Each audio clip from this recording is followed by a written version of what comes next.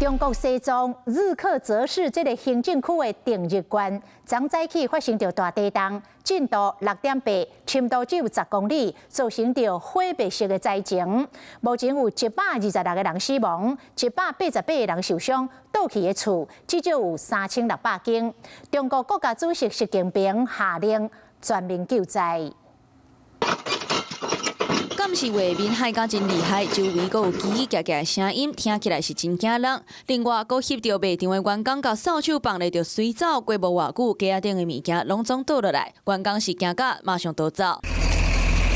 囡仔人的表情痛苦，人员赶紧清理空喙。中国西藏日喀则市定日县昨早起发生类似规模6.8、震源深度敢若10公里的强烈地震，造成毁灭性的灾情。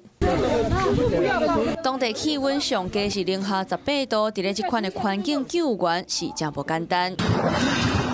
死伤真严重，家仔路是搁较害，厝拢倒了了，庄遐是喙干满死过，路嘛闭开，场面是真惊人。学校的外墙嘛有大面积崩落，初果有3600外户的厝倒去，灾情遮尔严重，就有西藏流亡的议员质疑。One of the most important cause is the mining. The excessive amount of natural resources mining that is taking place under the Chinese Communist Party. We know of the increasing number of coals mining, the lithium mining that is taking place. Those are all the causes that leads to issues like earthquake.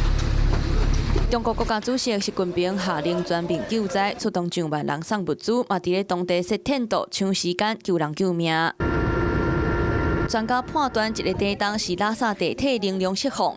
这个地震震碎未少家庭，研究界嘛来斗3工，包括林志玲、黄晓明，拢伫咧第一时间寄付，希望会当加速救援的进度，协助灾民重建家园。你好，我是宋彦明，想掌握最及时的新闻资讯吗？赶紧订阅、按赞、开启小铃铛，锁定华视新闻 YouTube 频道。